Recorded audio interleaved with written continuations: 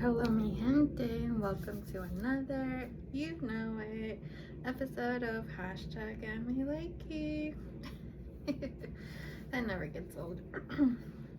But anyways, so here's the all exclusive insider of my former employer summary.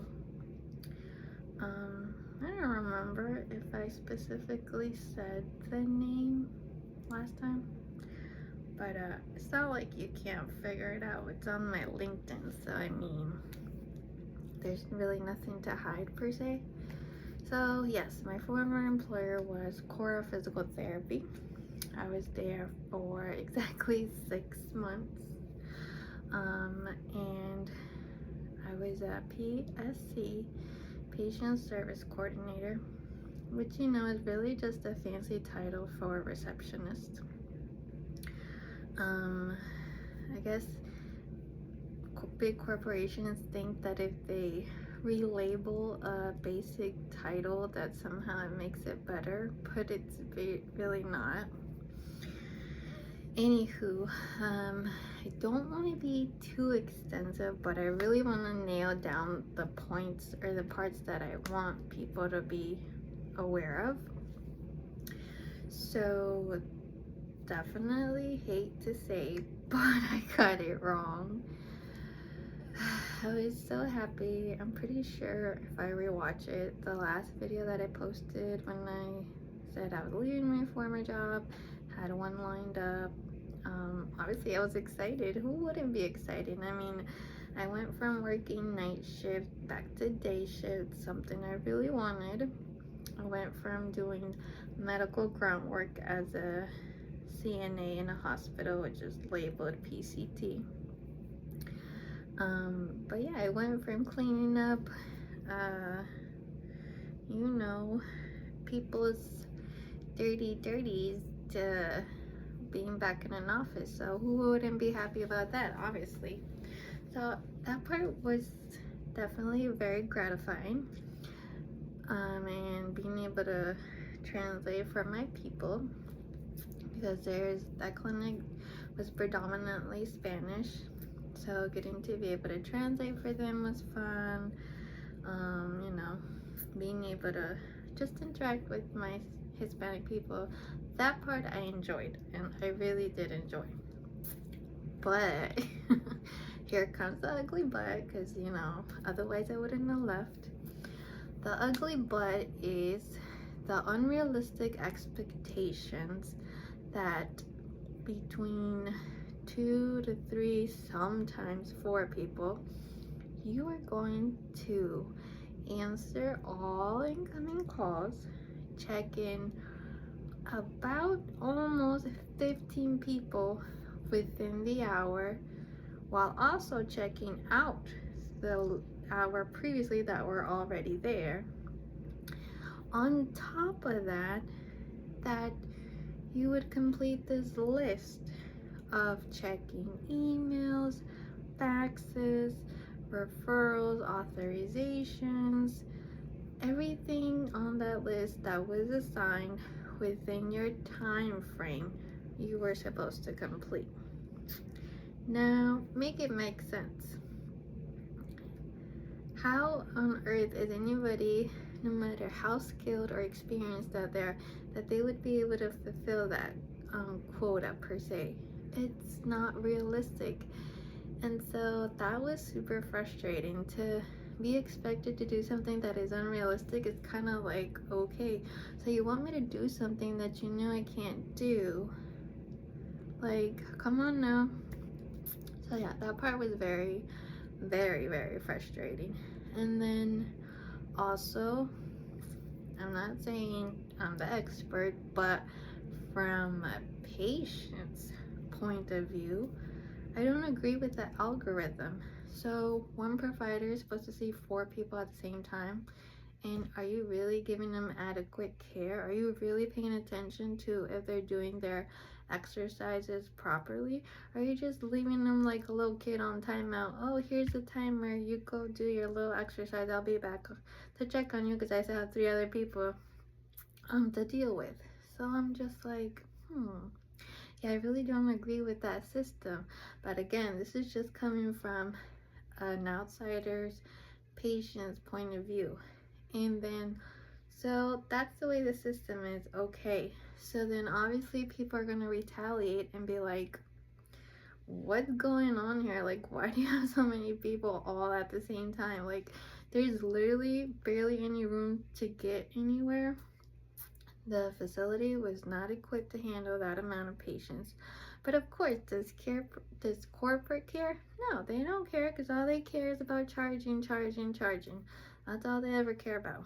And it's really sad to say, but that's how pretty much all industries are, especially the medical field. They don't care if you get quality service. They don't care if you're attended within a good time frame. They don't care if you're satisfied with the service. They just want to bill. That's the bottom line. I hate to say it, but it's the truth.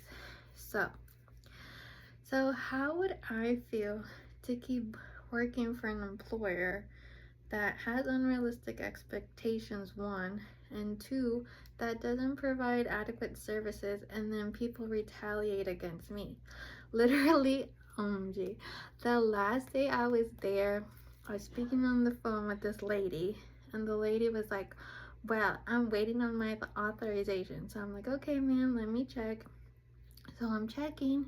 Yes, ma'am, your authorization came in about a week ago. She's like, oh, really? So if I hadn't called, you guys weren't gonna call me to let me know? I've been waiting to get back into therapy for my treatment. And I'm like, well, ma'am, we're really busy. Maybe somebody forgot, but really I didn't mean to say we forgot. I meant to say we haven't gotten to it because we have so many people on the list to call and to attend to. So yeah, that's what I really wanted to say, but in the moment that's just what came out of my mouth. So then the lady's like, well, if you have so many people and you don't have the sufficient staff, that you shouldn't be servicing them. And I was like, yes, ma'am, I exactly agree with you 100%. And I really wanted to tell her that's exactly why I'm leaving, but I couldn't say that. But that's what I really wanted to say. I was like literally this close to saying it. But yeah, she's absolutely right. You're servicing over 500 people. When on earth are you going to have time to properly request authorization, request referrals, and then call them back to get them scheduled? Like, yeah, she's totally right. It's not fair for somebody to go to an evaluation and then have to wait a week, 2 weeks for something that has to be processed. Sometimes it does get processed, sometimes it doesn't, depending on the insurance and depending on the PCP, because we have to request it to them. So yes, there are other variables that come into place, but the majority of the time is we don't have enough people and enough time to get so much work done to be able to process people adequately. So yes, she's right, it's not fair, but what can I do? I'm just here a little be busy working. Like, so yeah, that was super aggravating, constantly having to be the one who gets all the bad feedback. I'm like, you guys are this, you guys are that, and I'm like, yeah, I agree with you, but like, I'm just the worker. Like, I'm not the one who makes up all these rules and has this layout of service. So yeah, that was just like, ugh. And then obviously, there's always those people at work that think that they're in charge and want to micromanage you, and because they've been there for so long that they think they're only ones that know best, and that their way is the only way to do things, which obviously is not true, because everybody has their own unique style. And if you can get the work done at your pace, at your rhythm, then why does it matter if I do it my way or your way, as long as the job is done correctly and it's done well? But no, some people just love to irk and to bark out orders just to make them feel special or make them feel like they're in power. So that was also very irritating. But anyways, it's sad to think that there's always that question in the back of your mind, like, Yes, I was sick and tired of working night shifts as a CNA at the hospital, and I had been looking for 8 months. So that's why I was like, oh my god, I can't take it anymore. And I was like, well, I went to the interview, I saw the red flags. Oh Lord.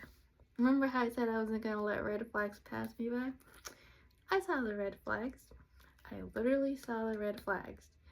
And yet, I said yes because I was so desperate to get out of one situation that was causing me so much pain and stress that I ended up pretty much back on the same ship but in another version. So yeah, it's really sad and frustrating to think that I'm such a good employer. I mean, I'm not saying I'm the best, but I am a pretty good employer.